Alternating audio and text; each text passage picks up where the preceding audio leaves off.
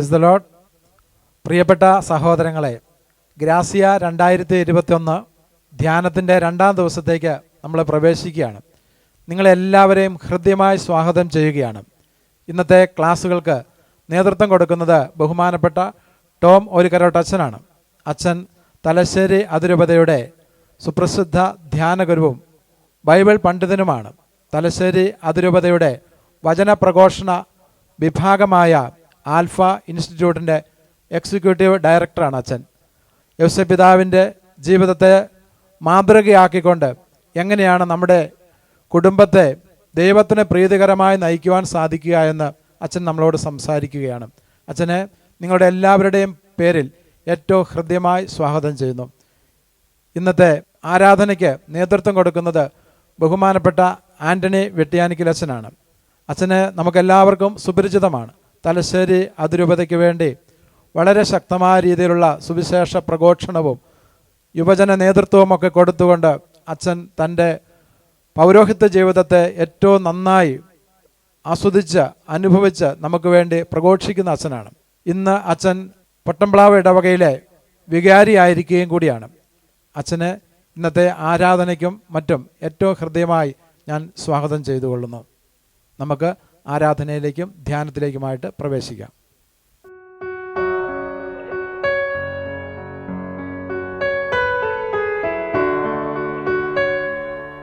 കർത്താവിൽ ഏറ്റവും സ്നേഹം നിറഞ്ഞ മാതാപിതാക്കളെ, സഹോദരി സഹോദരന്മാരെ, പ്രിയമുള്ള കുഞ്ഞുങ്ങളെ, 8 നോമ്പിൻ്റെ ഏറ്റവും അനുഗ്രഹിക്കപ്പെട്ട ദിവസങ്ങളിലൂടെയാണല്ലോ പരിശുദ്ധ അമ്മയുടെ ജനന തിരുനാളിന് നമ്മൾ ഒന്നു ചേർന്ന് ആത്മീയമായിട്ട് ഒരുങ്ങുന്ന ദിവസങ്ങളിലൂടെയാണല്ലോ നാം കടന്നു പോകുന്നത്.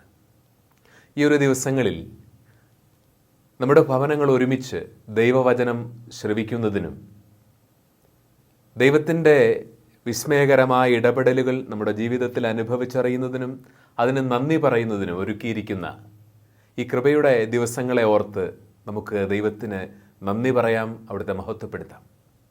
നമ്മളായിരിക്കുന്ന ഇടങ്ങളിൽ നമുക്കൊരു നിമിഷം നമ്മുടെ കണ്ണുകൾ അടച്ച് ലോകമെങ്ങും ഓൺലൈൻ പ്ലാറ്റ്ഫോമിലൂടെ ഈ ദൈവവചന ശുശ്രൂഷയിൽ പങ്കുചേർന്നുകൊണ്ടിരിക്കുന്ന, കർത്താവിനെ ആരാധിച്ചുകൊണ്ടിരിക്കുന്ന, ദൈവത്തിന് മഹത്വം അർപ്പിച്ചുകൊണ്ടിരിക്കുന്ന എല്ലാ ദൈവമക്കളോടും ചേർന്ന് ആത്മീയമായ വലിയൊരു കൂട്ടായ്മയിൽ നമുക്കൊന്നു ചേർന്ന് ഒരു നിമിഷം കർത്താവിനെ മഹത്വപ്പെടുത്താം.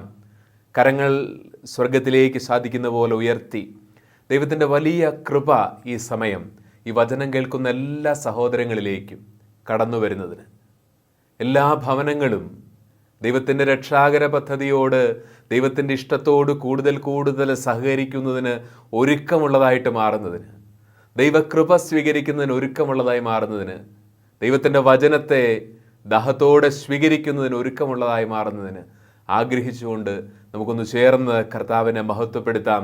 നിങ്ങളായിരിക്കുന്ന സ്ഥലങ്ങളിൽ, നിങ്ങളുടെ ഭവനങ്ങളിൽ നിന്ന്, നിങ്ങളുടെ ജോലി സ്ഥലങ്ങളിൽ നിന്നുകൊണ്ട് ഈ നിമിഷം നമുക്കൊന്ന് ചേർന്ന് ആത്മീയമായൊരു കൂട്ടായ്മയിൽ, ദൈവമക്കളുടെ വിശുദ്ധമായൊരു കൂട്ടായ്മയിൽ നമുക്കൊന്ന് ചേർന്ന് കർത്താവിൻ്റെ പരിശുദ്ധാത്മാവിന് വേണ്ടി ആഗ്രഹിച്ചുകൊണ്ട് നമ്മളെ സ്നേഹത്തിൽ ഒരുമിപ്പിക്കുന്ന ദൈവത്തിൻ്റെ ശക്തി, ദൈവത്തിൻ്റെ ചൈതന്യം നമ്മളെ പൊതിയുന്നതിന് വേണ്ടി ദാഹത്തോടെ ആഗ്രഹിച്ചുകൊണ്ട് എല്ലാവരും ഒന്ന് ചേർന്ന് കർത്താവിനെ മഹത്വപ്പെടുത്തട്ടെ. ഹല്ലേലൂയ. ഓ ദൈവമേ, ആരാധിക്കുന്നു, യേശുവെ മഹത്വപ്പെടുത്തുന്നു. ഓ പരിശുദ്ധാത്മാവേ, എല്ലാ കുടുംബങ്ങളിലേക്ക് നിമിഷം അങ്ങ് സ്നേഹത്തിൻ്റെ ഒരു പുതിയ അഗ്നി അയക്കണമേ എന്ന് ഞങ്ങൾ പ്രാർത്ഥിക്കുന്നു. ഹല്ലേലൂയ. എല്ലാ മാതാപിതാക്കളെ സമർപ്പിക്കുന്നു, ഞങ്ങളുടെ യുവതീവാക്കന്മാരെ സമർപ്പിക്കുന്നു, ഭാര്യ ഭർത്താക്കന്മാരെ, ഞങ്ങളുടെ കുഞ്ഞുങ്ങളെ, വാർദ്ധക്യത്തിലൂടെ കടന്നു പോകുന്ന എല്ലാ പ്രിയപ്പെട്ട മാതാപിതാക്കന്മാരെ സമർപ്പിച്ച് മഹത്വപ്പെടുത്തുന്നു. കുടുംബജീവിതത്തിലൂടെ അങ്ങ് ഓരോരുത്തരെ ഏൽപ്പിച്ചിരിക്കുന്ന വലിയ ദൗത്യവും ഈ വിളിയുടെ അർത്ഥവും മനസ്സിലാക്കാൻ, കർത്താവെ സ്നേഹത്തോടെ അങ്ങയോട് പ്രത്യുത്തരം നൽകാൻ തിരുക്കുടുംബത്തിൻ്റെ നായകരായിരുന്ന മാരയൂസ് പിതാവിനെയും പരിശുദ്ധ കന്യകാമറിയത്തെയും പോലെ ദൈവഹിതത്തോട് സദാ ഏറ്റവും നിർമ്മലമായി സഹകരിക്കാൻ ഞങ്ങളുടെ ഓരോ കുടുംബങ്ങളെയും, ഞങ്ങളുടെ പ്രിയപ്പെട്ടവരെ അങ്ങ് ഒരുക്കണമേ എന്ന് പ്രാർത്ഥിക്കുന്നു. ഞങ്ങളെ പൊതിയുന്ന സഹനങ്ങളുടെ ഈ കാലഘട്ടത്തിൻ്റെ ക്ലേശത്തിൻ്റെ നടുവിലും പതരാത്തൊരു വിശ്വാസത്തോടെ അചഞ്ചലമായി അങ്ങയിൽ ആശ്രയിക്കാനുള്ള കൃപയ്ക്കു വേണ്ടി പ്രാർത്ഥിച്ചുകൊണ്ട് അങ്ങ് മഹത്വപ്പെടുത്തുന്നു. ഹല്ലേലൂയ.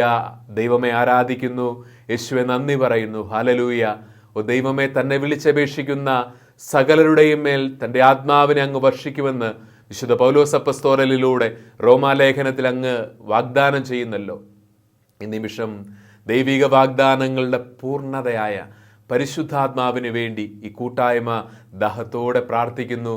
ഓ ആത്മാവ് ഞങ്ങളിൽ നിറയട്ടെ, ഞങ്ങളുടെ ചിന്തകളെ പരിശുദ്ധാത്മാവ് ഭരിക്കട്ടെ, ആത്മാവിൻ്റെ പ്രകാശം എല്ലാ ഹൃദയങ്ങളിലേക്ക് കടന്നു വരട്ടെ, വലിയ സ്നേഹം കടന്നു വരട്ടെ, ഞങ്ങളുടെ കുടുംബങ്ങൾ അനുഗ്രഹത്തിൻ്റെ ഇടങ്ങളായി മാറാൻ തക്കവിധം ദൈവിക പദ്ധതിയോട് സഹകരിക്കാൻ ഞങ്ങളെല്ലാവരും ഒരുക്കമുള്ളവരായിട്ട് മാറട്ടെ. Hallelujah, hallelujah, hallelujah. ഓ ദൈവമേ, ആരാധന മഹത്വപ്പെടുത്തുന്നു. ഹല്ലേലൂയ, നന്ദി പറഞ്ഞ് ആരാധിക്കുന്നു. Hallelujah, hallelujah, hallelujah. Praise the Lord. Hallelujah. യേശുവിൽ ഏറ്റവും പ്രിയപ്പെട്ടവരെ, കോവിഡ് മഹാമാരി നമ്മളൊക്കെ പരിചയിച്ചു വന്ന നമ്മുടെ ആത്മീയ ജീവിതത്തെ, ആത്മീയ നിഷ്ഠകളെയൊക്കെ ഒരുപാട് നിശ്ചലമാക്കുന്ന ഒരു കാലമാണല്ലോ ഇത്. ഇങ്ങനെ ഒരു കാലത്തും നിശബ്ദതയിലൂടെ എങ്ങനെയാണ് ബഹളങ്ങളോ ആരവങ്ങളോ ബാഹ്യമായ പ്രകടനങ്ങളോ ഇല്ലാതെ എങ്ങനെയാണ് ദൈവത്തെ ആരാധിക്കുന്ന മനുഷ്യരായിട്ട് ജീവിക്കാൻ പറ്റുന്നത്?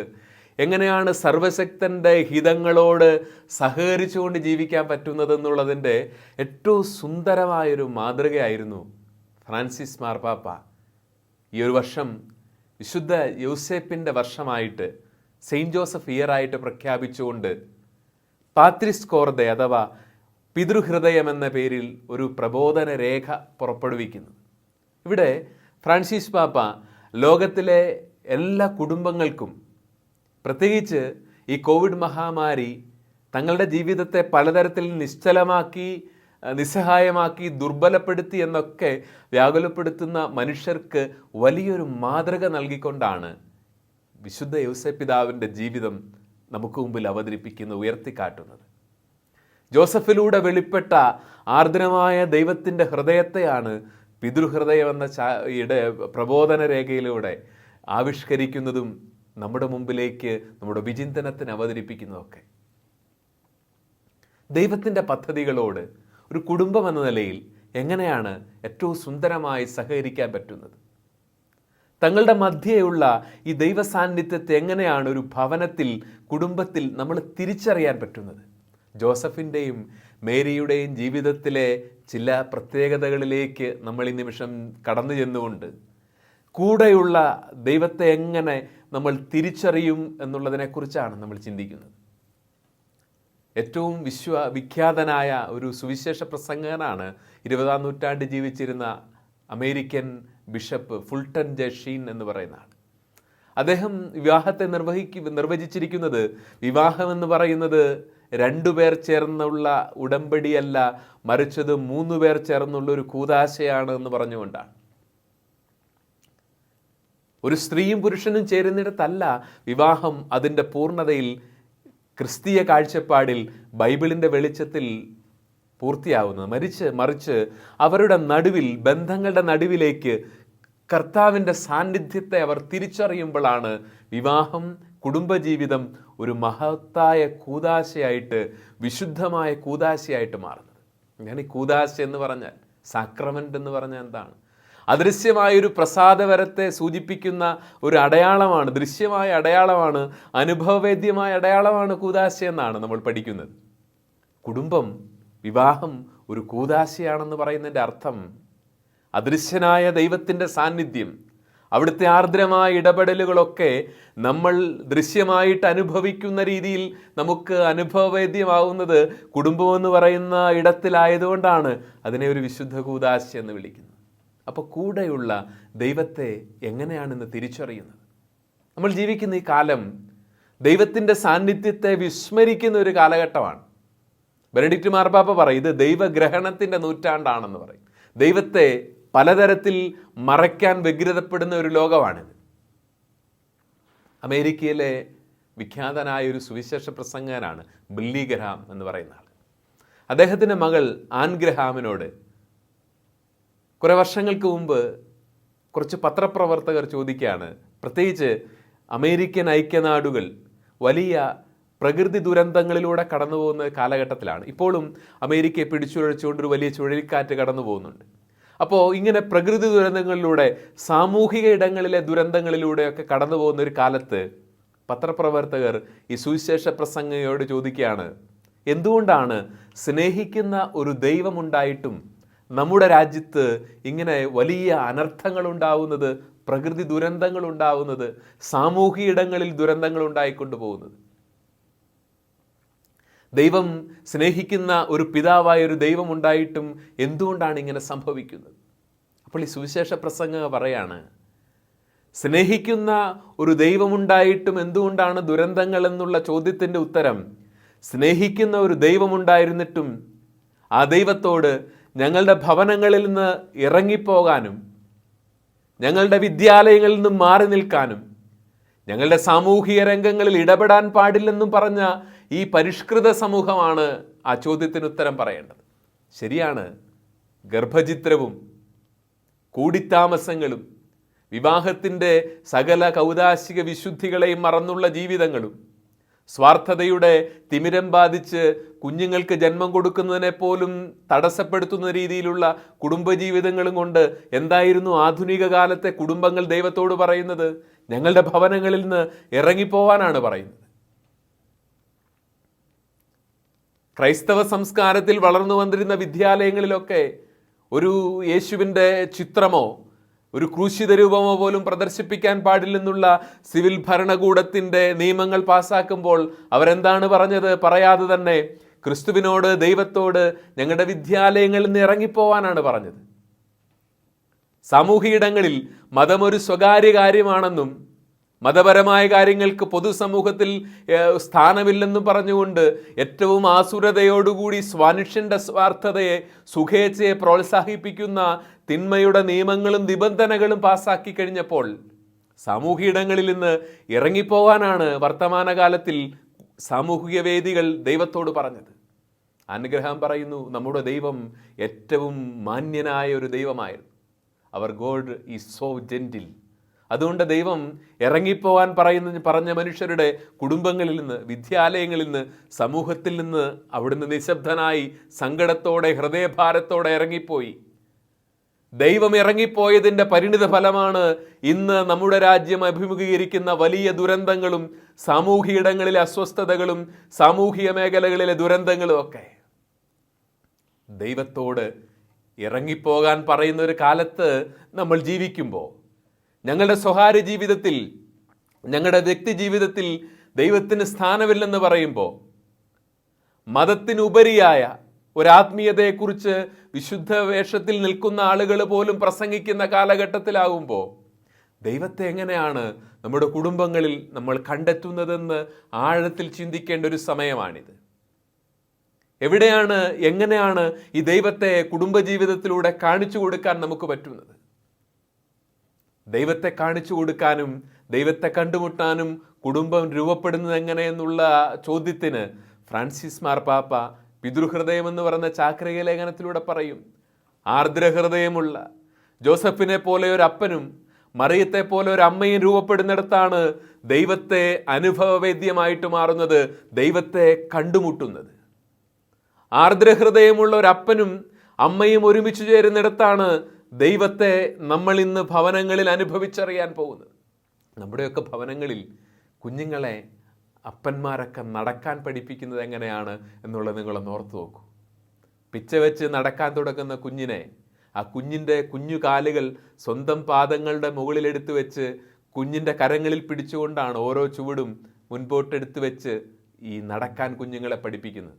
യഹോവയായ ദൈവം ആർദ്രമായ സ്നേഹത്തോടെ ഈ ഒരു ചിത്രം, ഒരപ്പൻ കുഞ്ഞിനെ എങ്ങനെ നടക്കാൻ പഠിപ്പിക്കുന്നു എന്നുള്ള ഒരു ചിത്രം ഓർപ്പിച്ചിട്ടാണ് പറയുന്നത്, എഫ്രായിമിനെ നടക്കാൻ പഠിപ്പിച്ചത് ഞാനാണ്. കുനിഞ്ഞൊരു കുഞ്ഞിന് ഭക്ഷണം വാരിക്കൊടുക്കുന്ന ഒരമ്മയുടെ ആർദ്രമായൊരു ചിത്രത്തെ ഓർമ്മിച്ചിട്ട് പറയാണ്, ഞാനവന് കുനിഞ്ഞ് ഭക്ഷണം കൊടുക്കും. ഈ സ്നേഹമാണ്, ആർദ്രമായൊരു ദൈവത്തിൻ്റെ സ്നേഹമാണ് ഓരോ കുടുംബങ്ങളിലും മാതാപിതാക്കളിലൂടെ അനുഭവിച്ചറിയേണ്ടതും പ്രകടിപ്പിക്കപ്പെടേണ്ടത്. നമുക്കൊക്കെ ഇന്ന് വരുന്ന ഒരു വലിയ പ്രശ്നം, നമ്മൾക്കൊക്കെ പലപ്പോഴും സ്നേഹം പ്രകടിപ്പിക്കേണ്ടതാണെന്ന് തിരിച്ചറിയാൻ പറ്റാതെ പോകുന്നു എന്നുള്ളതാണ്. സ്നേഹം ഉള്ളിലുണ്ട്, പ്രകടിപ്പിക്കാൻ പറ്റുന്നില്ല. മാധവിക്കുട്ടിയാണ് പറഞ്ഞത്, മലയാളത്തിലെ കഥാകാരി. പ്രകടിപ്പിക്കാത്ത സ്നേഹത്തിൽ എനിക്ക് തീരെ വിശ്വാസമില്ല. കാരണം ഞാൻ മരിച്ച ശേഷം എൻ്റെ കുഴിമാടത്തിലിടുന്ന പൂക്കൾ ഞാൻ കാണാറില്ലല്ലോ. സ്നേഹം പ്രകടിപ്പിക്കാനുള്ളതാണ്. അതേറ്റവും ആർദ്രതയോടെ പ്രകടിപ്പിക്കുമ്പോഴാണ് അത് ദൈവത്തിൻ്റെ ഹൃദയത്തിൽ നിന്നുള്ള ഒരു സ്നേഹമായിട്ട് പ്രിയപ്പെട്ട സഹോദരങ്ങളെ മാറുന്നത്. ആർദ്രമായ സ്നേഹത്തെക്കുറിച്ചാണ് ഫ്രാൻസിസ് പാപ്പ പിതൃഹൃദയം എന്ന അപ്പസ്തോലിക പ്രബോധന രേഖയിൽ ഭൂമിയിലെ മാതാപിതാക്കന്മാരെ ഓർമ്മിപ്പിക്കുന്നത്. പൊതിഞ്ഞുപിടിക്കുന്ന ആർദ്രമായൊരു സ്നേഹത്തെക്കുറിച്ച്. കുറേ നാളുകൾക്ക് മുമ്പാണ് മാധ്യമങ്ങളൊക്കെ ആനി ശിവ എന്ന് പറയുന്ന ഒരു പോലീസ് ഓഫീസറെ കുറിച്ച് പ്രതിപാദിച്ചിരുന്നു. കൗമാരത്തിൻ്റെ വിസ്മയങ്ങളിൽ എപ്പോഴോ ജീവിതത്തിൽ ചില താളപ്പിഴകളൊക്കെ സംഭവിച്ച് കൈവിട്ടു പോയൊരു ജീവിതത്തെ പിന്നീട് നിശ്ചയദാർഢ്യം കൊണ്ടും ദൈവാനുഗ്രഹം കൊണ്ടും തിരിച്ചു പിടിച്ചതിൻ്റെ ഒരു ഉദാത്ത മാതൃകയായിട്ടാണ് അവരുടെ ജീവിതകഥയെ മാധ്യമങ്ങൾ വാഴ്ത്തിയത്. എന്തുകൊണ്ടാണ് ഇങ്ങനെ ഇറങ്ങിപ്പോകുന്ന പെൺകുട്ടികളിൽ ബഹുഭൂരിപക്ഷത്തിനും തങ്ങളെ തന്നെ നഷ്ടപ്പെട്ടു പോകുന്നതെന്നുള്ള പത്രക്കാരുടെ ചോദ്യത്തിന് ഈ പെൺകുട്ടിയുടെ ഉത്തരം ഇങ്ങനെയായിരുന്നു: തുറന്നിട്ട വാതിലുകളുള്ള, കുറ്റപ്പെടുത്താതെ സ്വീകരിക്കാൻ മാത്രം തുറന്ന ഹൃദയമുള്ള അപ്പന്മാരില്ലാതെ പോകുന്നതുകൊണ്ടാണ് നമ്മുടെ പെൺകുട്ടികൾ അവരുടെ ജീവിതത്തെ നഷ്ടപ്പെടുത്തിയെടുത്തതിൽ നിന്ന് തിരിച്ചു പിടിക്കാൻ പറ്റാതെ പോകുന്നു. ശരിയാണ്. തുറന്നിട്ട വാതിലുകളുള്ള വീടും ഏതിടർച്ചകളിലൂടെ കടന്നുപോയാലും പിന്നെയും തുറന്നു കിടക്കുന്ന ഒരു ഹൃദയമുള്ള മാതാപിതാക്കളും ഉള്ളിടത്ത് എങ്ങനെയാണ് മക്കൾ കൈമോശം വന്നു പോകുന്നത്? ഈ ആർദ്രമായ സ്നേഹത്തെ ശീലിക്കാനാണ് ജോസഫും മേരിയുടെയും വിശുദ്ധ മാതൃകകൾ 21-ാം നൂറ്റാണ്ടിലെ മാതാപിതാക്കന്മാർക്ക് മുമ്പിൽ മാതൃകയായിട്ട് നിന്നിട്ട് നമ്മളെ സ്നേഹപൂർവ്വം ക്ഷണിക്കുന്നത്. ആർദ്രമായൊരു സ്നേഹത്തിനെ നമ്മളെ വീണ്ടെടുക്കാൻ പറ്റും. എപ്പോഴും തുറന്നിട്ടിരിക്കുന്ന ഒരു ഹൃദയവാതിലുള്ള ആർദ്രമായൊരു സ്നേഹം. ഒരുപക്ഷെ ജോസഫിൻ്റെയും മേരിയുടെയും ഈ ആർദ്രമായ സ്നേഹത്തെ നമ്മൾ ഏറ്റവും സുന്ദരമായി കണ്ടെത്തുന്നത്, ജോസഫിൻ്റെ ആർദ്രമായ സ്നേഹത്തെ ഏറ്റവും സുന്ദരമായി കണ്ടെത്തുന്നത് ലൂക്കായുടെ സുവിശേഷത്തിലാണ്.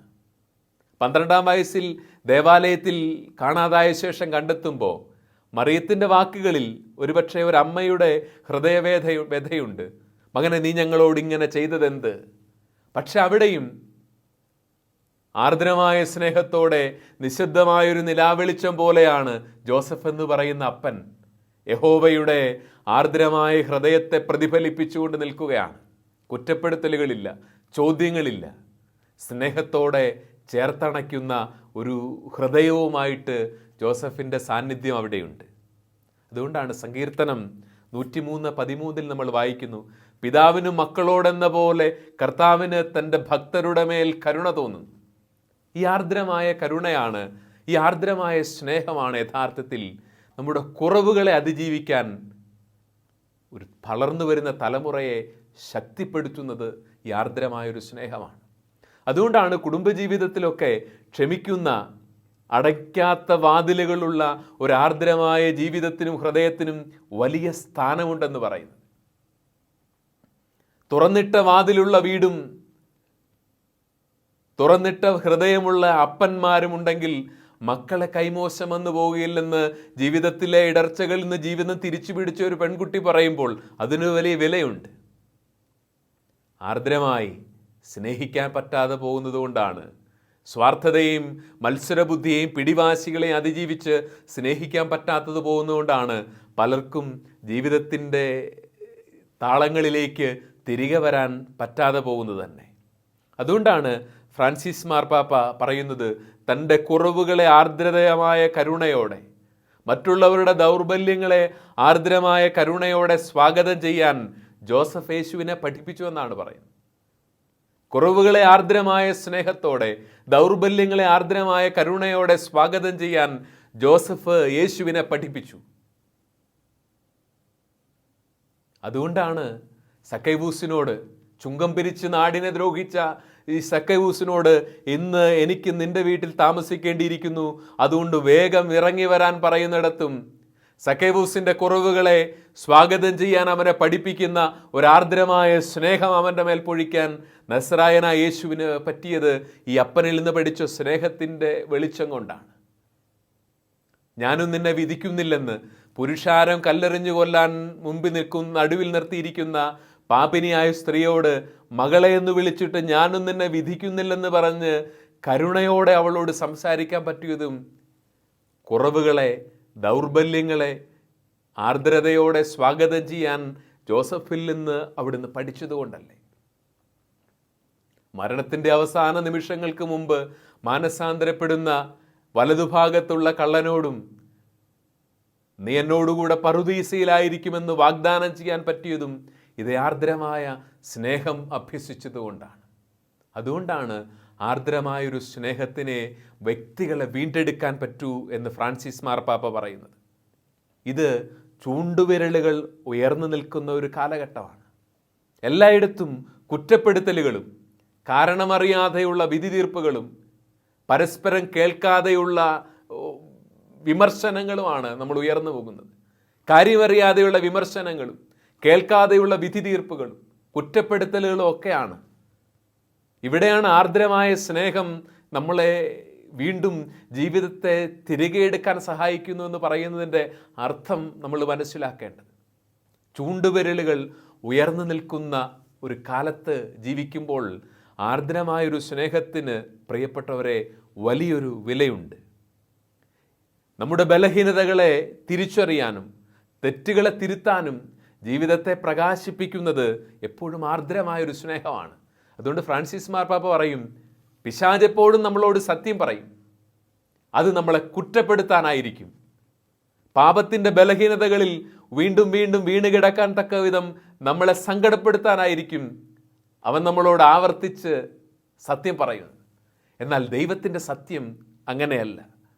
ദൈവത്തിൻ്റെ സത്യം നമ്മളെ ഒരിക്കലും കുറ്റപ്പെടുത്തുന്നില്ല. ധൂർത്തപുത്രൻ്റെ ഉപമയിലെ പിതാവിനെ പോലെ അത് നമ്മെ നിരന്തരം സ്നേഹത്തോടെ ആശ്ലേഷിക്കാൻ വരുന്നു, നമ്മുടെ മാന്യത പുനഃസ്ഥാപിക്കാൻ നമ്മളെ സഹായിക്കുന്നു. ഈ ആർദ്രമായ സ്നേഹമാണ്, കുറ്റപ്പെടുത്തുന്നിടത്തല്ല.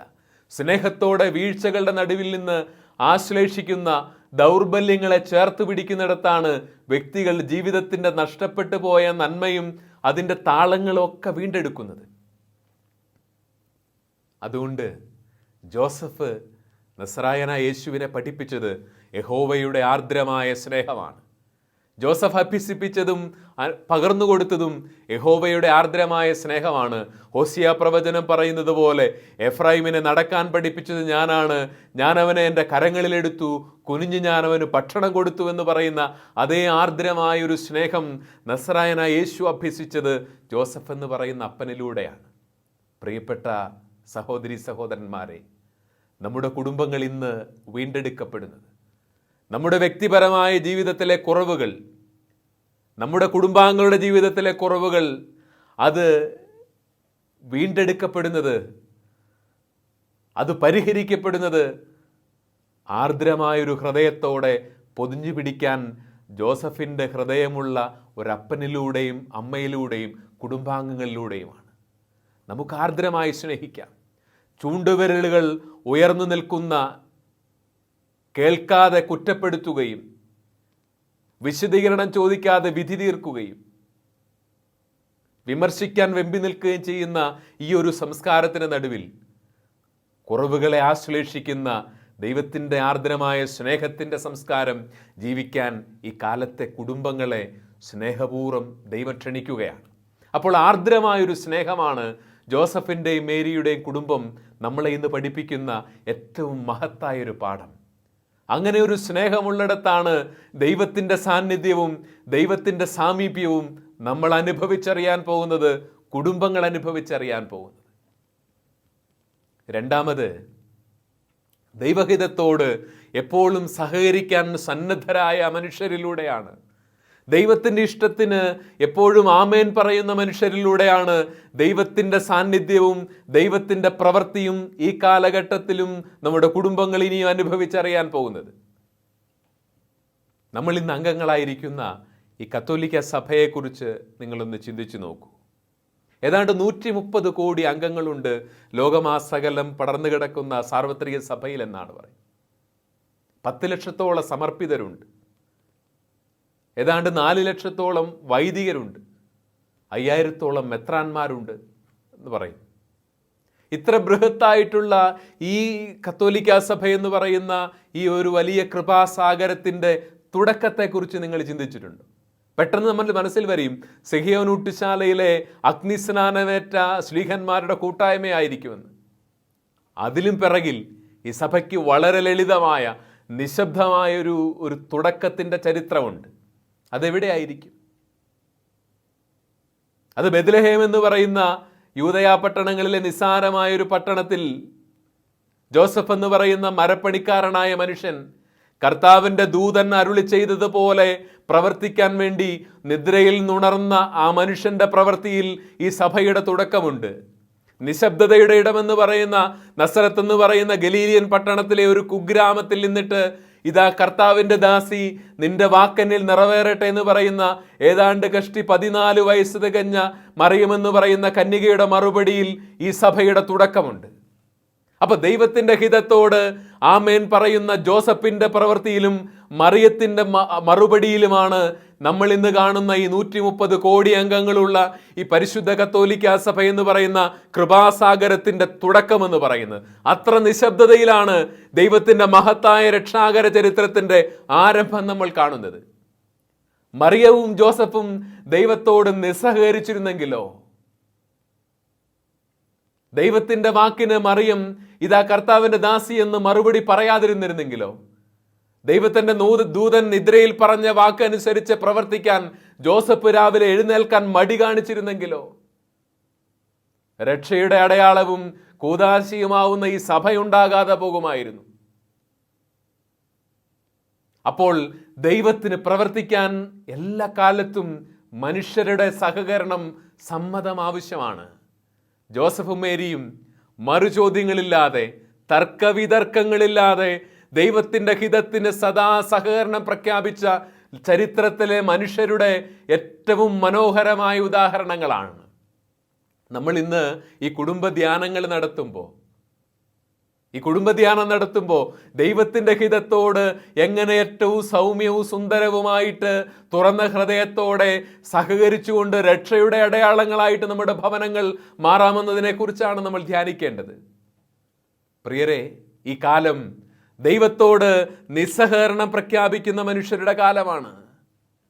ദൈവത്തോട് നിസ്സഹകരണം പ്രഖ്യാപിക്കുന്ന, ദൈവത്തിൻ്റെ പദ്ധതികൾക്ക് എങ്ങനെ ബദൽ പദ്ധതികൾ ഉണ്ടാക്കാമെന്ന് ആസൂത്രണം ചെയ്യുന്ന തിന്മയുടെ ഒരു കാലത്താണ് നമ്മൾ ജീവിക്കുന്നത്. ഇവിടെയാണ് മറിയവും ജോസഫും നമ്മുടെ കുടുംബങ്ങൾക്ക് മാതൃകയാവുന്നത്. ദൈവത്തിൻ്റെ രക്ഷയുടെ പദ്ധതി, രക്ഷാകരമായ സ്നേഹം, വീണ്ടെടുക്കുന്ന ആർദ്രമായ സ്നേഹം അനസ്യൂതം ഈ ലോകത്തിൽ ചരിത്രത്തിൽ പ്രവഹിക്കുന്നതിന് ദൈവഹിതത്തിന് ആമേൻ പറയുന്ന മറിയത്തെയും ജോസഫിനെയും പോലെയുള്ള മനുഷ്യർ വേണം. ജോസഫിൻ്റെ ജീവിതത്തിൽ 4 തവണയാണ് ദൈവികമായ ഇടപെടലുകൾ സ്വപ്നങ്ങളിലൂടെ ഉണ്ടായെന്ന് പറയുന്നത്. ഈ 4 തവണയും ജോസഫ് മറുചോദ്യങ്ങൾ ചോദിക്കുന്നില്ല. പുരുഷ സ്പർശനമേക്കാതെ എൻ്റെ ഭാര്യയായി നിശ്ചയിച്ചിരിക്കുന്ന പെണ്ണിന് എങ്ങനെ ജന്മം, ഒരു കുഞ്ഞിനെ ഉദരത്തിൽ ഒരു കുഞ്ഞുണ്ടാകുമെന്നുള്ള സ്വാഭാവികമായ ചോദ്യം ചോദിക്കുന്നില്ല. ദൈവമേ, നിന്റെ പുത്രനാണെങ്കിൽ അവനെ എന്തുകൊണ്ട് നിനക്ക് ഹെറോദിന്റെ വാൾമുനയിൽ നിന്ന് രക്ഷിക്കാൻ പറ്റുകയില്ലെന്നുള്ള മറുചോദ്യങ്ങളില്ല. ദൈവഹിതത്തോട് തുറന്ന ഹൃദയത്തോടെ സഹകരിക്കുന്ന ജോസഫിലൂടെയാണ് രക്ഷാകര ചരിത്രം പുതിയൊരു ഘട്ടത്തിലേക്ക് വളരുന്നതെങ്കിൽ ഈ കാലത്ത് 21ാം നൂറ്റാണ്ടിൽ ദൈവത്തോടും മറുചോദ്യങ്ങളില്ലാതെ സഹകരിക്കുന്ന മനുഷ്യരിലൂടെയാണ് ദൈവത്തിൻ്റെ രക്ഷയുടെ ചരിത്രം ആവർത്തിക്കപ്പെടുന്നതും. പ്രിയപ്പെട്ട സഹോദരങ്ങളെ, ഇക്കാലത്തൊക്കെ ഏറ്റവും അധികം ചർച്ച ചെയ്ത സിനിമയാണല്ലോ സാറാസ് എന്ന് പറയുന്ന സിനിമ. എന്താണ് ഈ സിനിമയുടെ പ്രമേയം എന്ന് പറയുന്നത്?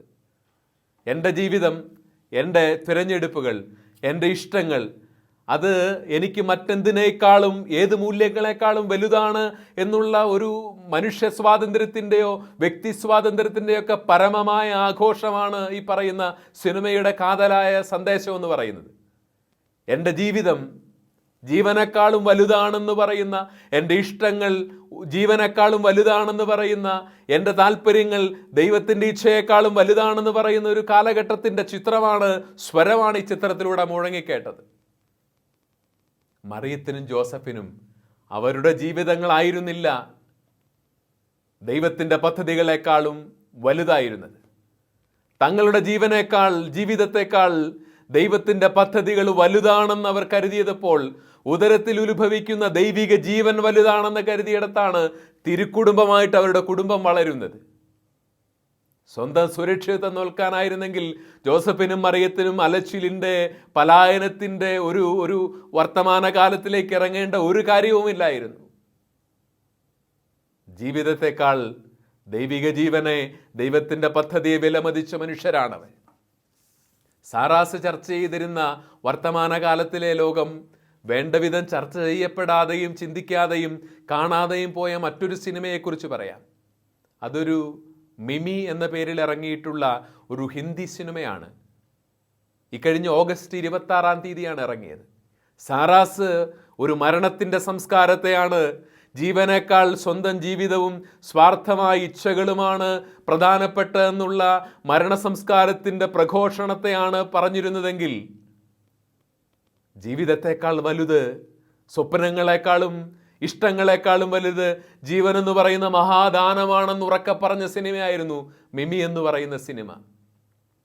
വയറ്റിലുലുവായ കുഞ്ഞ്, ഡൗൺ സിൻഡ്രോം ബാധിച്ച വൈകല്യങ്ങളുള്ള ഒരു കുഞ്ഞായി പിറക്കാമെന്നറിഞ്ഞിട്ടും ഗർഭചിത്രത്തിന് സുഹൃത്തുക്കളും ചുറ്റുപാടുകളും വൈദ്യശാസ്ത്രമൊക്കെ നിരന്തരം പ്രേരിപ്പിച്ചിട്ടും ജീവന്റെ പക്ഷത്ത് നിന്ന മിമി എന്ന് പറയുന്ന പെൺകുട്ടിയുടെ, അവളുടെ കുഞ്ഞിനോടുള്ള ആർദ്രമായൊരു സ്നേഹത്തിൻ്റെ, ജീവനോടുള്ള ആർദ്രമായൊരു സ്നേഹത്തിൻ്റെ കഥ പറയുന്ന സിനിമയാണിത്. ജീവിതത്തെക്കാൾ വലുത് ജീവനാണെന്നാണ് ഈ ഒരു കഥയിലൂടെ, സിനിമയിലൂടെ ഈ കാലത്തോട്, മരണസംസ്കാരത്തോട് അതിൻ്റെ സംവിധായകൻ പറഞ്ഞു വയ്ക്കുന്നത്. ജീവനേക്കാൾ, ജീവിതത്തെക്കാൾ ജീവൻ വലുതാണ്. സ്വന്തം ഇഷ്ടങ്ങളെക്കാൾ ദൈവത്തിൻ്റെ ഇഷ്ടം വലുതാണ്. സ്വന്തം സുരക്ഷിതത്വത്തെക്കാൾ തങ്ങളുടെ ഉദരത്തിലുള്ള കുഞ്ഞിൻ്റെ സുരക്ഷിതത്വം വലുതാണെന്ന് തിരിച്ചറിഞ്ഞ ഏറ്റവും മഹനീയമായ മാതൃകകളായിരുന്നു ജോസഫിൻ്റെയും മേരിയുടെയും. നമ്മുടെ കുടുംബങ്ങൾക്ക് ഈ കാലത്ത് അനുകരിക്കേണ്ട ഏറ്റവും സുന്ദരമായ മാതൃക എന്ന് പറയുന്നത് ഈ സ്നേഹത്തിൻ്റെ ആർദ്രരൂപങ്ങളായ ജോസഫിൻ്റെയും മേരിയുടെയും വിശുദ്ധ മാതൃകകളാണ്. ഈ വർഷത്തെ നമ്മുടെ ഈ കുടുംബ വിശുദ്ധീകരണ ധ്യാനത്തിൻ്റെ പേര് ഗ്രാത്സ്യ എന്നാണ്. കൃപ എന്നാണ് ഗ്രാത്സ്യ എന്ന വാക്കിൻ്റെ അർത്ഥം. കൃപ എപ്പോഴാണ് സമൃദ്ധമാവുന്നത്? കൃപ സമൃദ്ധമാവുന്നത് അത് സ്വീകരിക്കാൻ തുറവിയുള്ള ഹൃദയങ്ങൾ രൂപപ്പെടുമ്പോഴാണ്. പ്രിയപ്പെട്ടവരെ, ദൈവത്തിൻ്റെ കൃപ സ്വീകരിക്കാൻ തക്കവിധം ആർദ്രമായൊരു സ്നേഹം കൊണ്ട് പൊതിയപ്പെടുന്ന, ദൈവിക പദ്ധതിയോടൊരു സദാ സഹകരിക്കാൻ തക്കവിധം തുറവിയുള്ള ഒരു ഹൃദയങ്ങൾ രൂപപ്പെടുന്ന ഒരു കാലം നമ്മുടെ കുടുംബങ്ങൾക്കുണ്ടാവട്ടെ. ദൈവത്തെ, ഏറ്റവും സൗമ്യവും സജീവവുമായ അവിടുത്തെ സാന്നിധ്യത്തെ നമ്മുടെ ഭവനങ്ങൾ ഈ മഹാമാരി ആത്മീയതയോ അനുഷ്ഠാനങ്ങളെയോ ഒക്കെ നിശ്ചലമാക്കിയെന്ന് നമ്മൾ വിലപിക്കുന്ന കാലത്തും കണ്ടുമുട്ടാനും തിരിച്ചറിയാനും ആ ദൈവസാന്നിധ്യത്തെ ആരാധിക്കാനും മഹത്വപ്പെടുത്താനും പറ്റിയ ഇടമായിട്ട് നമ്മുടെ ഭവനങ്ങൾ രൂപാന്തരപ്പെടുന്നതിനു വേണ്ടി നമുക്ക് ചേർന്ന് പ്രാർത്ഥിക്കാം. ദൈവത്തിൻ്റെ പരിശുദ്ധാത്മാവ് നമ്മളെ ഓരോരുത്തരെയും വഴി നടത്തട്ടെ. ആർദ്രമായ സ്നേഹത്തോടെ സ്നേഹിക്കാൻ, ദൈവത്തിൻ്റെ ഇഷ്ടങ്ങൾ നമ്മുടെ ജീവിതത്തെക്കാളും ഇഷ്ടങ്ങളെക്കാളും വലുതാണെന്ന് തിരിച്ചറിഞ്ഞ് അതിനോട് നിരന്തരം സഹകരിക്കാൻ തക്കവിധം ഒരുക്കമുള്ളതായി മാറാൻ നമ്മൾ ഓരോരുത്തരെയും, നമ്മുടെ ഹൃദയങ്ങളെ ദൈവത്തിൻ്റെ പരിശുദ്ധാത്മാവ് അഭിഷേകം ചെയ്ത് അനുഗ്രഹിക്കട്ടെ. തിരുക്കുടുംബത്തിൻ്റെ നായകരായ മറിയസേപ്പും പരിശുദ്ധ കന്യകാമറിയവും നമ്മൾക്ക് ഓരോരുത്തർക്കും നിരന്തരം ആദ്യസവും സഹായവും ആവട്ടെ എന്ന് പ്രാർത്ഥിക്കുന്നു. പിതാവിൻ്റെയും പുത്രൻ്റെയും പരിശുദ്ധാത്മാവിൻ്റെയും നാമത്തിൽ ആമേൻ.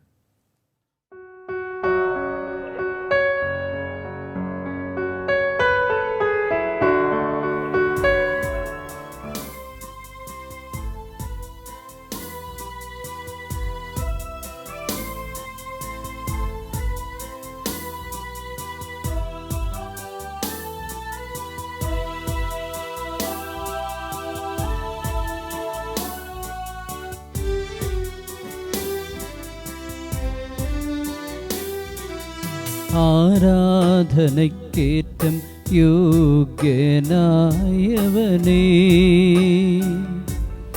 അനശ്വരനായ തമ്പുരാനേ. ആരാധനയ്ക്കേറ്റം യോഗ്യനായവനേ, അനശ്വരനായ തമ്പുരാനേ. അങ്ങേ സന്നിധിയിൽ അർപ്പിക്കും നീ കാഴ്ചകൾ, അങ്ങേ സന്നിധിയിൽ അർപ്പിക്കും നീ കാഴ്ചകൾ. അവിരാമം ഞങ്ങൾ പാടാം ആരാധന ആരാധന നാഥ ആരാധന ആരാധന ആരാധന നാഥ ആരാധന.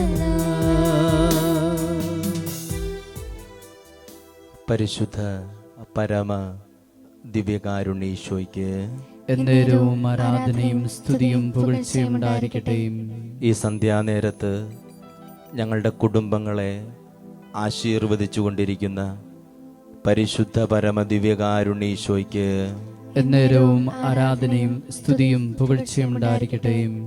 അഭിഷേകം നിറഞ്ഞ ഈ ധ്യാന സന്ധ്യകളിൽ ഞങ്ങൾ പ്രാർത്ഥിച്ചു കൊണ്ടിരിക്കുന്ന നിയോഗങ്ങളുടെ മീതെ കരുണ വർഷിക്കുന്ന പരിശുദ്ധ പരമ ദിവ്യകാരുണ്യേശോയ്ക്ക് എന്നേരവും ആരാധനയും സ്തുതിയും പുകഴ്ചയും ഉണ്ടായിരിക്കട്ടെ. പുറപ്പാടിൻ്റെ പുസ്തകം 23-ാം അധ്യായം 25-ാം തിരുവചനം. നിങ്ങളുടെ ദൈവമായ കർത്താവിനെ ആരാധിക്കണം, അപ്പോൾ അവിടുന്ന് നിങ്ങളുടെ ഭക്ഷണവും പാനീയവും ആശീർവദിക്കും. നിങ്ങളുടെ ഇടയിൽ നിന്ന് രോഗങ്ങളെ നിർമ്മാർജ്ജനം ചെയ്യും. വന്ധ്യതയോ ഗർഭഛിദ്രമോ നാട്ടിലുണ്ടാവില്ല. ഞാൻ നിങ്ങൾക്ക് ദീർഘായുസ്സു നൽകും. നിങ്ങളുടെ ദൈവമായ കർത്താവിനെ ആരാധിക്കണം,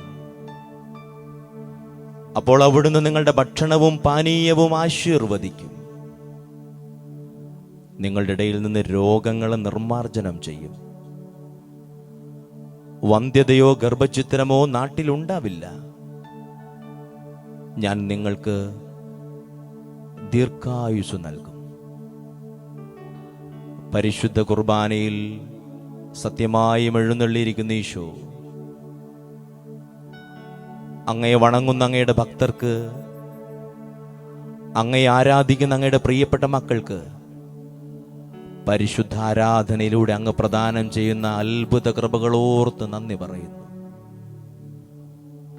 ഈ സന്ധ്യാനേരത്ത് അങ്ങയുടെ പരിശുദ്ധ സാന്നിധ്യത്തിന് മുമ്പിൽ ഒരുമിച്ച് കൂടിയിരിക്കുന്ന ഞങ്ങളെ മുഴുവൻ, ഞങ്ങളുടെ ഭവനത്തിലെ ഓരോ വ്യക്തികളെയും, ഞങ്ങളുടെ മുഴുവൻ ആദായ മാർഗങ്ങൾ, ഞങ്ങളുടെ ആരോഗ്യ മേഖലകൾ, ഞങ്ങളുടെ ഉപജീവന മാർഗങ്ങൾ, ഞങ്ങളുടെ സമ്പത്ത്, ഞങ്ങളുടെ സ്വപ്നങ്ങൾ, ഞങ്ങളുടെ മക്കൾ, കൊച്ചുമക്കൾ, തലമുറകൾ പരിപൂർണമായി നിന്റെ പരിശുദ്ധ സന്നിധിയിലേക്ക് ചേർത്ത് വെച്ച് ഞങ്ങൾ സ്തുതിക്കുന്നു. ഹല്ലേലൂയ. ഈശോയെ ആരാധന, ആരാധന, ആരാധന, ഈശോയെ ആരാധന. Hallelujah, hallelujah, hallelujah. നിന്റെ കരുണയാൽ ഞങ്ങളെ വിശുദ്ധീകരിക്കണമേ. ഞങ്ങളുടെ കുടുംബങ്ങളെ അഭിഷേകം ചെയ്യണമേ. ഞങ്ങളുടെ പ്രതിസന്ധിയിൽ അങ്ങയുടെ കരുണ വർഷിക്കണമേ. ആരാധന, ആരാധന, ആരാധന. Hallelujah, hallelujah, hallelujah. സ്നേഹഗീതമാ ചേർന്ന് പാടാം. എന്നാത്മനാഥനേ,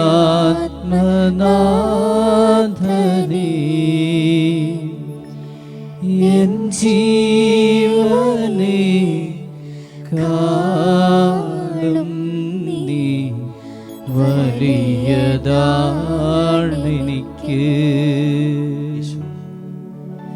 എൻ ജീവനേ കാളും നീ വലിയതാണെനിക്ക്. ആരാധന, ആരാധന, ആരാധന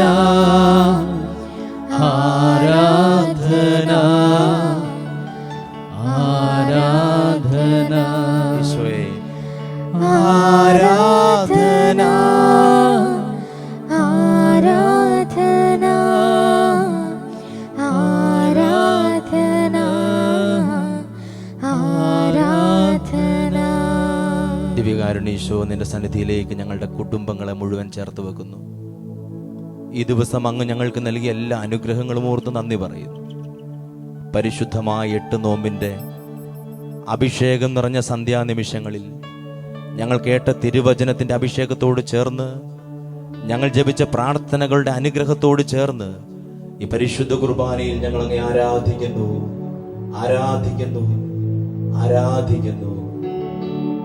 തുല്യം ചൊല്ലാൻ ആരുമില്ലേ അങ്ങെപ്പോലെ യേശുവേ. തുല്യം ചൊല്ലാൻ ആരുമില്ലേ അങ്ങെപ്പോലെ യേശുവേ. ജീവനേ സ്വന്തമേ അങ്ങേ മാനിൽ ചായുന്നു ഞാൻ. ജീവനേ ജീവനേ സ്വന്തമേ അങ്ങേ മാനിൽ ചായുന്നു ഞാൻ. ആരാധന ആരാധന ആരാധന ആരാധന ആരാധന. സ്വരമുയർത്തി ആരാധന ആരാധന ആരാധന ഈശോ. ആരാധന ആരാധന. റോമാലേഖനം 5-ാം അധ്യായം 20-ാം തിരുവചനം. പാപം വർദ്ധിച്ചിടത്ത് കൃപ അതിലേറെ വർദ്ധിച്ചു. ദിവ്യകാരുണ്യീശോയെ, വർദ്ധിച്ചുകൊണ്ടിരിക്കുന്ന പാപത്തിന്റെ മീതെ അതിനേക്കാൾ വർദ്ധിക്കപ്പെട്ടുകൊണ്ടിരിക്കുന്ന ദൈവകൃപയോർത്ത് മഹത്വം.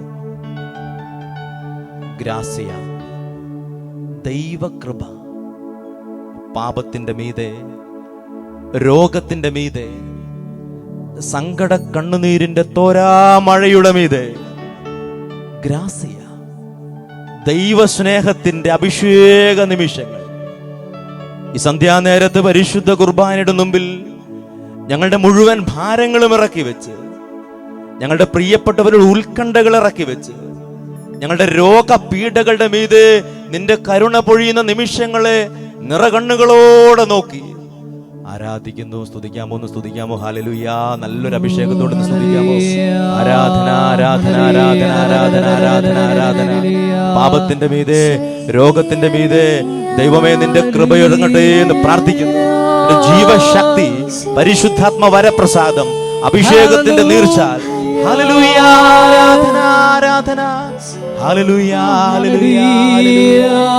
ഈശോ ആരാധന ആരാധന. മഹത്വം കർത്താവേ ആരാധിക്കുന്നു. ആരാധന ആരാധന ആരാധന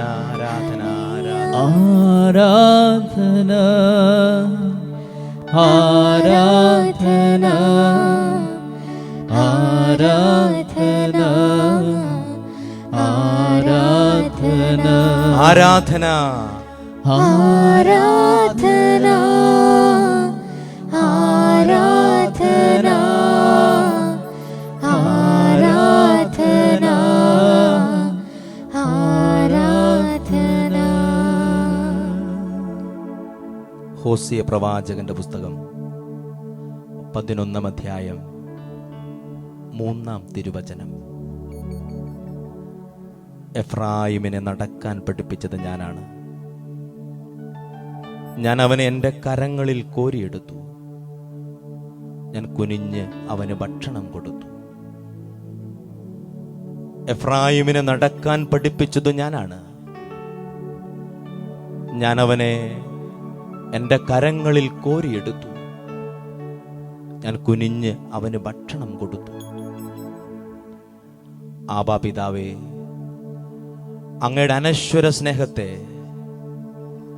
ഭൂമിയിലേക്ക് ഏറ്റുവാങ്ങിയ മാറിയൂസേ പിതാവിനോട് ചേർന്ന്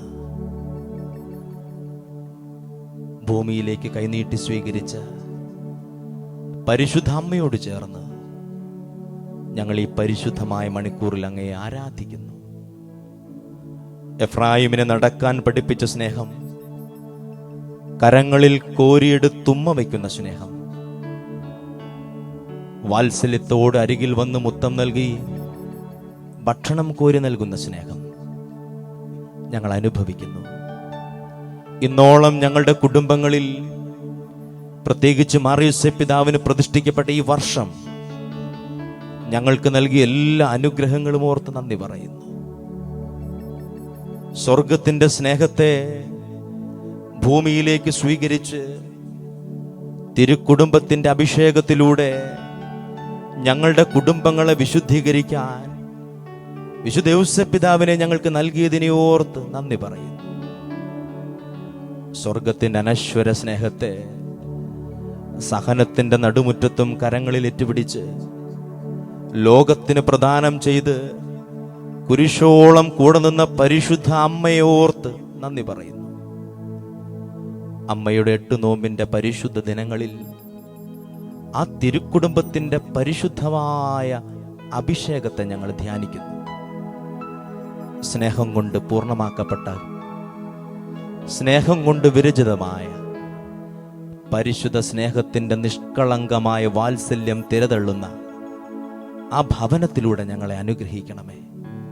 തിരുക്കുടുംബത്തിന്റെ അനുഗ്രഹത്തോട് ചേർന്ന് പ്രിയപ്പെട്ടവർ, ഈ സമയത്ത് നല്ലൊരു അഭിഷേകം നിറയുന്ന സമയത്ത് നമുക്ക് നമ്മുടെ കുടുംബത്തിലെ ഓരോ വ്യക്തികളെ ഓർത്ത്, സ്നേഹക്കുറവുകളെ ഓർത്ത് മനസ്തപിച്ച് സ്നേഹം കൊണ്ട് നമ്മുടെ ഭവനത്തെ നിറയ്ക്കണമേ എന്നാഗ്രഹിച്ച് കരങ്ങൾ കൂപ്പി പരിശുദ്ധ കുർബാനയെ മാത്രം ശ്രദ്ധിച്ച് ഈ ഗാനത്തിന്റെ അഭിഷേക വരികളെ സ്വന്തമാക്കാം. സ്നേഹം കൊണ്ടൊരു വീട് പണിയാ, ദൈവസ്നേഹം കൊണ്ടൊരു വീട് പണിയാ, ദൈവം സ്ഥാപിച്ച തിരുക്കുടുംബം പോൽ സ്നേഹം കൊണ്ടൊരു വീട് പണിയാ. സ്നേഹം കൊണ്ടൊരു വീടു പണിയാ, ദൈവസ്നേഹം കൊണ്ടൊരു വീടു പണിയാ, ദൈവം സ്ഥാപിച്ച തിരുക്കുടുംബം പോൽ സ്നേഹം കൊണ്ടൊരു വീടു പണിയാ.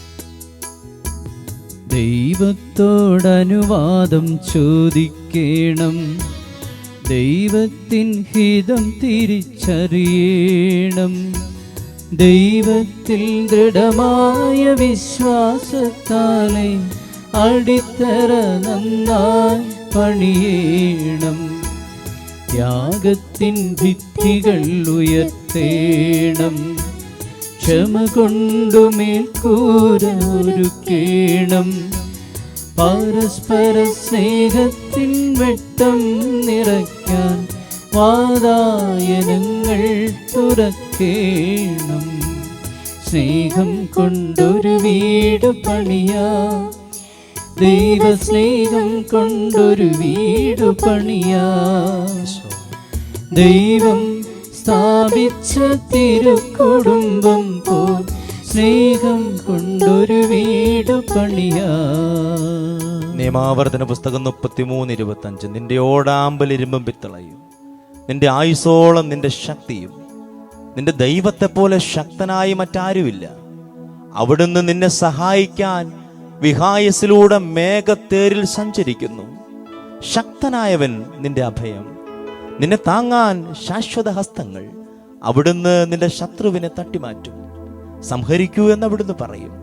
ഇസ്രായേൽ ധാന്യവും വീഞ്ഞുമുള്ള നാട്ടിൽ തനിച്ചു പാർക്കും. ആകാശം നിന്നെ നോക്കി മഞ്ഞു പൊഴിക്കും. നീ ഭാഗ്യവാനാണ്. നിന്നെ സഹായിക്കുന്ന പരിചയം, നിന്നെ മഹത്വമണിയിക്കുന്നവനുമായ കർത്താവിനാൽ രക്ഷിക്കപ്പെട്ട മറ്റേത് ജനമാണുള്ളത്? ദിവ്യകാരുണീശോ, ഉച്ചരിക്കപ്പെട്ട തിരുവചനത്തിന്റെ അഭിഷേകത്തോടെ ഞങ്ങൾ പ്രാർത്ഥിക്കുന്നു. ഈ ഗ്രാസ്യ ധ്യാനത്തിന്റെ രണ്ടാമത്തെ സന്ധ്യാനേരങ്ങളിൽ ഞങ്ങളുടെ കുടുംബത്തിന്റെ മുഴുവൻ നിയോഗങ്ങളെയും എഴുന്നള്ളിയിരിക്കുന്ന പരിശുദ്ധ കുർബാനയ്ക്ക് നേർന്ന് ഞങ്ങൾ പ്രാർത്ഥിക്കുന്നു. ഞങ്ങളുടെ എല്ലാ പ്രാർത്ഥനാ നിയോഗങ്ങളുടെ മീതെ അങ്ങ് ഈ നിമിഷം ഇടപെടുന്നു എന്ന് ഞങ്ങൾ വിശ്വസിക്കുന്നു. വിശുദ്ധ ലൂക്കാസ് വിശേഷം 6:19 പ്രാർത്ഥിക്കുന്നു. അവനിൽ നിന്ന് ശക്തി പുറപ്പെട്ടുകൊണ്ടേയിരുന്നു. അവനിൽ നിന്ന് ശക്തി പുറപ്പെട്ടുകൊണ്ടേയിരുന്നു. കർത്താവ്, ഈ പരിശുദ്ധ കൂദാശയിൽ നിന്ന് ഞങ്ങളുടെ കുടുംബത്തിന്റെ 4 അതിരുകളിലേക്ക് പ്രവഹിക്കുന്ന അങ്ങയുടെ ശക്തിയിൽ ശരണപ്പെടുന്നു. സ്തുതിക്കാമോ? ഹല്ലേലൂയാ, ഈശോയെ ആരാധന. ഹല്ലേലൂയാ, ഹല്ലേലൂയാ, ഹല്ലേലൂയാ. അഭിഷേകത്തിൽ ഞങ്ങൾ നിറയണമേ. കൃപയാൽ ഞങ്ങളെ വിശുദ്ധീകരിക്കണമേ. ഈശോ ആരാധന. ഹല്ലേലൂയാ. സ്നേഹിക്കുന്ന ഈശോ, നിന്റെ സ്നേഹത്താൽ ഞങ്ങളെ നിറയ്ക്കണമേ. നിന്റെ കരുണയാൽ ഞങ്ങളെ വിശുദ്ധീകരിക്കണമേ. ഹല്ലേലൂയാ, ഹല്ലേലൂയാ, ഹല്ലേലൂയാ, ഹല്ലേലൂയാ. ആരാധന, ആരാധന. സ്നേഹിക്കുന്നേ ഈശോയെ, സ്നേഹിക്കുന്നേ, സ്നേഹിക്കുന്നേ യേശുവേ. ഇരുകരങ്ങളും പരിശുദ്ധ കുർബാനയോട് നീട്ടിപ്പിടിച്ച് വിശ്വാസത്തോടെ സ്നേഹിക്കുന്നേ ഈശോ, സ്നേഹിക്കുന്നേ, സ്നേഹിക്കുന്നേ യേശുവേ. കരങ്ങൾ ഹൃദയത്തോട് ചേർത്ത് പിടിച്ച് പ്രാർത്ഥിക്കുന്നേ. ചേർന്ന് പാടാമോ? പ്രാർത്ഥിക്കുന്നേ, ആമേൻ. പ്രാർത്ഥിക്കുന്നേ, പ്രാർത്ഥിക്കുന്നേ യേശുവേ. യാചിക്കുന്നേൻ, യാചിക്കുന്നേ ഈശോയെ, യാചിക്കുന്നേ, ആമേൻ. യാചിക്കുന്നേ യേശുവേ. സ്നേഹിക്കുന്നേ, സ്നേഹിക്കുന്നേ, സ്നേഹിക്കുന്നേ, സ്നേഹിക്കുന്നേ യേശുവേ.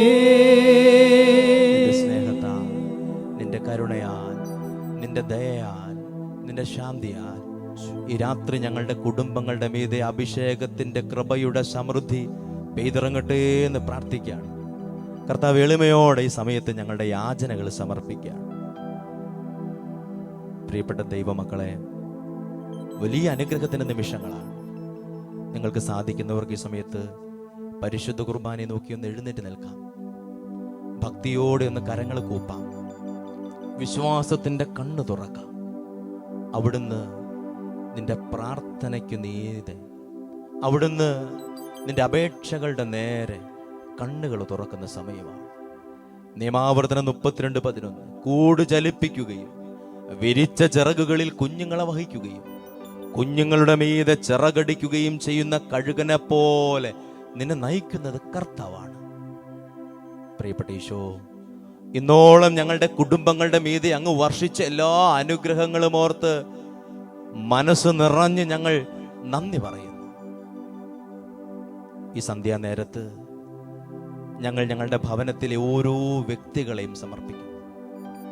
പ്രത്യേകമായിട്ട് ഈ സമയത്ത് നമ്മുടെ കുടുംബത്തിലുള്ള എല്ലാ രോഗികളെ സമർപ്പിക്കാം. ശാരീരികമായി, മാനസികമായി തളർന്നും തകർന്നും താഴേക്ക് പതിക്കുന്ന ഞങ്ങളുടെ ജീവിതങ്ങളെ സമർപ്പിക്കുന്ന കർത്താവേ, ജെറമ്യാ 17:14 പ്രാർത്ഥിക്കുന്നു, കർത്താവേ ഞങ്ങളെ സുഖപ്പെടുത്തണമേ, അപ്പോൾ ഞങ്ങൾ സൗഖ്യപ്പെട്ടവരാകും. കർത്താവേ ഞങ്ങളെ രക്ഷിക്കണമേ, അപ്പോൾ ഞങ്ങൾ രക്ഷിക്കപ്പെടും. അങ്ങ് മാത്രമാണ് ഞങ്ങളുടെ പ്രതീക്ഷ. എല്ലാ രോഗികളെ സമർപ്പിച്ച് ഞങ്ങളുടെ കുടുംബത്തിലും ബന്ധുജനങ്ങളിലും ഞങ്ങളുടെ പ്രിയപ്പെട്ടവരിലും രോഗം മൂലം സഹിക്കുന്ന എല്ലാവരുടെയും നൊമ്പരങ്ങളെ പരിശുദ്ധ കുർബാനയ്ക്ക് സമർപ്പിച്ച് ഞങ്ങൾ പ്രാർത്ഥിക്കുന്നു. സ്നേഹപിതാവേ നീ സദയം പ്രാർത്ഥന കേൾക്കണമേ. സ്നേഹപിതാവേ നീ സദയം പ്രാർത്ഥന കേൾക്കണമേ. ജോയേൽ പ്രവചനം 2:25 വിട്ടിൽ വെട്ടുക്കിളി കമ്പിളിപ്പുഴു എന്നിവ തിന്നുമുടിച്ച സംവത്സരത്തിലെ വിളവുകളെല്ലാം ഞാൻ നിനക്ക് തിരികെ തരുന്ന കർത്താവായ ദൈവമാണ്. കർത്താവേ, വലിയ തകർച്ചയിലൂടെ കടന്നു പോകുന്ന ഞങ്ങളുടെ മുഴുവൻ അധ്വാന രംഗങ്ങളെ സമർപ്പിക്കുകയാണ്. ഞങ്ങളുടെ കൃഷിഭൂമികൾ, ഞങ്ങളുടെ ബിസിനസ് കാര്യങ്ങൾ, ഞങ്ങളുടെ ഉപജീവന മാർഗങ്ങൾ, ഞങ്ങളുടെ വാഹനങ്ങൾ, വളർത്തുമൃഗങ്ങൾ, കർത്താവേ നിന്റെ സംരക്ഷണം വീശണമേ എന്ന് പ്രാർത്ഥിക്കുന്നു. നിന്റെ സംരക്ഷണം ഒത്തിരി ആവശ്യമുണ്ട്. വലിയ സാമ്പത്തിക തകർച്ചയിലൂടെ ഞങ്ങൾ കടന്നു പോകുന്നു ഈശോ.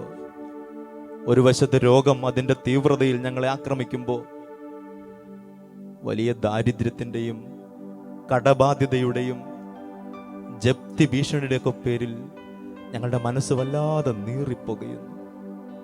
പലപ്പോഴും കടക്കണിയിൽപ്പെട്ട് പുറത്തിറങ്ങാനാവാത്ത വിധം ഞങ്ങളുടെ മനസ്സ് തളരുന്നു. അങ്ങല്ലാതെ ആരാണ് ഞങ്ങൾക്ക് അഭയം? അങ്ങല്ലാതെ ആരാണ് ഞങ്ങൾക്ക് ആശ്രയം? കർത്താവേ, ഞങ്ങളെ സഹായിക്കണം. നിന്റെ സംരക്ഷണം ഞങ്ങൾ പ്രാർത്ഥിക്കുന്നു. ജോബ് 1:10 പ്രാർത്ഥിക്കുന്നു. സക്കറിയ 2:8-9, ജോബ് 1:10, സങ്കീർത്തനം 34:7 വചനങ്ങളുടെ അഭിഷേകത്തിൽ പ്രാർത്ഥിക്കുന്നു. ഞങ്ങളുടെ ഉപജീവന മാർഗങ്ങളുടെ മീതെ നിന്റെ പരിശുദ്ധമായ സംരക്ഷണം, നിന്റെ പരിശുദ്ധ സൂക്ഷം, നിന്റെ കാവലും കരുതലും വർദ്ധിപ്പിക്കണമേ എന്ന് പ്രാർത്ഥിക്കുന്നു. സ്നേഹപിതാവേ നീ സദയം പ്രാർത്ഥന കേൾക്കണമേ. സ്നേഹപിതാവേ നീ സദയം പ്രാർത്ഥന കേൾക്കണമേ. നെഹമ്യാ 2:20 സ്വർഗത്തിന്റെ ദൈവം നിനക്ക് വിജയം നൽകും. സഭാനെ 3:17 നിന്റെ ദൈവമായ കർത്താവ് നിനക്ക് വിജയം നൽകുന്ന യോദ്ധാവ് നിന്റെ കൂടെ ഉണ്ട്. കർത്താവ് ഉച്ചരിക്കപ്പെട്ട പരിശുദ്ധ വചനത്തിന്റെ സംരക്ഷണയിൽ ഞങ്ങൾ പ്രാർത്ഥിക്കുന്നു. ഈ ദിവസങ്ങളിൽ പരീക്ഷയിലൂടെ കടന്നു പോകുന്ന ഞങ്ങളുടെ മക്കൾക്ക് വേണ്ടി പ്രാർത്ഥിക്കുന്നു. +1 പരീക്ഷ, യൂണിവേഴ്സിറ്റി പരീക്ഷകൾ, OET, IELTS, PSC പരീക്ഷകൾ, കർത്താവെ ചെറുതും വലുതുമായ ഇന്റർവ്യൂ പരീക്ഷകളൊക്കെ അറ്റൻഡ് ചെയ്യുന്ന ഞങ്ങളുടെ മക്കൾക്ക് വേണ്ടി ഞങ്ങൾ പ്രാർത്ഥിക്കുന്നു. അവർ പഠിക്കുമ്പോൾ അവർക്ക് ഏകാഗ്രത നൽകണമെന്ന് പ്രാർത്ഥിക്കുകയാണ്. യേശയ്യാ 11:2 വചനത്തിന്റെ അഭിഷേകം ഞങ്ങൾ യാചിക്കുന്നു. കർത്താവിന്റെ ആത്മാവ് അവരിൽ നിറയും. ജ്ഞാനത്തിന്റെ ആത്മാവ്, ബുദ്ധിയുടെ ആത്മാവ്, അറിവിന്റെ ആത്മാവ്, ആലോചനയുടെ ആത്മാവ്. കർത്താവേ, നിന്റെ പരിശുദ്ധമായ സംരക്ഷണം, അങ്ങയുടെ പരിശുദ്ധാത്മാവിന്റെ പ്രകടമായ കൃപകൾ, ഗലാത്യ 5:22 വചനത്തിന്റെ അഭിഷേകത്തിന് വേണ്ടി ദാഹിക്കുന്നു. നിന്റെ പരിശുദ്ധാത്മാവ് കൊണ്ട് പരീക്ഷാ ദിനങ്ങളിലായിരിക്കുന്ന ഞങ്ങളുടെ മുഴുവൻ മക്കളെയും അഭിഷേകം ചെയ്യണമേ എന്ന് പ്രാർത്ഥിക്കുന്നു. പരിശുദ്ധാത്മാവേ വേഗം പറന്നിറങ്ങണമേ. നല്ല വിശ്വാസത്തോടെ ഉന്നതമായ പ്രസാദവരങ്ങൾ ദാസർക്കേകണമേ. ഉന്നതമായ പരിശുദ്ധാത്മാവേ വേഗം പറന്നിറങ്ങണമേ. ആമേൻ. ഉന്നതമായ പ്രസാദവരങ്ങൾ ദാസർക്കേകണമേ. പരിശുദ്ധ പരമ ദിവ്യകാരുണ്യ എന്നേരവും ആരാധനയും സ്തുതിയും പുകഴ്ചയും ഉണ്ടായിരിക്കട്ടെ. ഈ തിരുമണിക്കൂറിൻ്റെ ആശീർവാദത്തിന് വേണ്ടി നമുക്കൊരുങ്ങാം. ഒരിക്കൽ കൂടെ നമ്മുടെ മുഴുവൻ കുടുംബാംഗങ്ങളെയും ചേർത്ത് വെക്കാം. നമ്മൾ കഴിക്കുന്ന ഭക്ഷണം, കുടിക്കുന്ന വെള്ളം, സഞ്ചരിക്കുന്ന വാഹനങ്ങൾ, കണ്ടുമുട്ടുന്ന വ്യക്തികൾ, വികാര വിചാരങ്ങൾ, ബോധമണ്ഡലങ്ങൾ എല്ലാം ഈ സമയത്ത് കർത്താവിൻ്റെ പരിശുദ്ധ ആശീർവാദം കൊണ്ട് നിറയപ്പെടട്ടെ. നല്ല അനുതാപത്തിൻ്റെ കൃപ നിറയട്ടെ. കുംഭസാരക്കുടിൻ്റെ അഭിഷേകം നിറയട്ടെ. മാനസാന്തരത്തിൻ്റെയും വിടുതലിൻ്റെയും കൃപ നിറയട്ടെ. ഈ പരിശുദ്ധ കുർബാനയുടെ ആശീർവാദ നേരത്ത് ഈ 8 നോമ്പിൻ്റെ അഭിഷേക ദിനങ്ങളിൽ ഞങ്ങൾ നൊന്തു പ്രാർത്ഥിക്കുന്ന സങ്കടങ്ങളുടെ മീതെ, ഓ ദൈവമേ, നീ കരുണ കാണിക്കണമേ എന്ന് പ്രാർത്ഥിച്ച് അങ്ങയുടെ പരിശുദ്ധമായ ആശീർവാദത്തിനായി ഞങ്ങൾ ഒരുങ്ങാം. സ്വർഗത്തിൽ നിന്നാഗതമാ ജീവൻ നൽകുമൊരപ്പം നീ, മർത്യനു മുക്തി പകർന്നരുളും നിത്യമഹോന്നതമപ്പം നീ. മാനവരേ മോദമോടെ നാഥനെ വാഴ്ത്തി പാടിടുവിൻ. ദൈവത്തിൻ പരിപാവനമാം സന്നിധി ചേർന്നു വണങ്ങിടുവിൻ. സന്നിധി ചേർന്നു വണങ്ങിടുവിൻ. സ്വർഗത്തിൽ നിന്നാഗതമാം ജീവൻ നൽകുമൊരപ്പം നീ. പരിശുദ്ധ ശരീരത്താലും വിലയേറിയ രക്തത്താലും പാപത്തിൻ കറകളിൽ നിന്നും മർത്യനു നീ മോചനമേകി. സകലേശാ ദിവ്യ കടാക്ഷം തൂകണമേ വത്സലസുതരിൽ. നിർമ്മലരായി ജീവിച്ചിടുവാൻ ചിന്തണമേ ദിവ്യവരങ്ങൾ. ആരാധന ഹല്ലേലൂയ ഹല്ലേലൂയ ഹല്ലേലൂയ. യേശുവേ ആരാധന ഹല്ലേലൂയ ഹല്ലേലൂയ. ഈശോയേ ഹല്ലേലൂയ ഹല്ലേലൂയ. പരിശുദ്ധ പരമമാ ദിവ്യകാരുണ്യമേ, എന്നുമെന്നും അങ്ങേക്കാരാധന. പരിശുദ്ധ പരമമാ ദിവ്യകാരുണ്യമേ, എന്നുമെന്നും അങ്ങേക്കാരാധന. പരിശുദ്ധ പരമമാ ദിവ്യകാരുണ്യമേ, എന്നുമെന്നും അങ്ങേക്കാരാധന.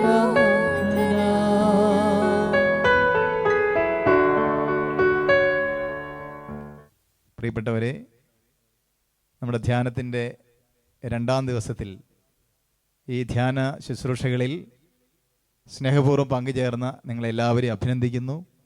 എല്ലാവർക്കും നന്ദി പറയുന്നു. വളരെ ത്യാഗപൂർവ്വവും താല്പര്യപൂർവ്വവും ഈ ധ്യാനത്തിൽ പങ്കാളികളായ നിങ്ങളെല്ലാവരെയും ദൈവം അനുഗ്രഹിക്കട്ടെ. നമുക്കിന്ന് ധ്യാനം നയിച്ച പ്രിയ ബഹുമാനപ്പെട്ട ടോം ഓലിക്കരോട്ടച്ചനെ നന്ദിയോടെ അനുസ്മരിക്കുന്നു. അതുപോലെ നിങ്ങളെ ഓരോരുത്തരെയും നാളെയും വൈകുന്നേരം 7:15 മുതലുള്ള സമയം നമുക്ക് ധ്യാനത്തിനായിട്ട് മാറ്റിവെക്കാം. ഈ ധ്യാനത്തിൽ പങ്കെടുക്കാൻ ശ്രദ്ധയോടെ ഒരുങ്ങി വരുമല്ലോ. നിങ്ങൾക്കെല്ലാവർക്കും വിശുദ്ധ ദേവസ്യ പിതാവിൻ്റെയും പരിശുദ്ധ കന്യാമറിയത്തിൻ്റെയും കുടുംബജീവിതത്തിലെ ആ നന്മകൾ സ്വീകരിക്കാൻ ഇന്നത്തെ ക്ലാസ്സിലൂടെ ഇടയാവട്ടെ. തിരുക്കുടുംബത്തിൻ്റെ ചൈതന്യം നമ്മളെ വളർത്തട്ടെ. Thank you.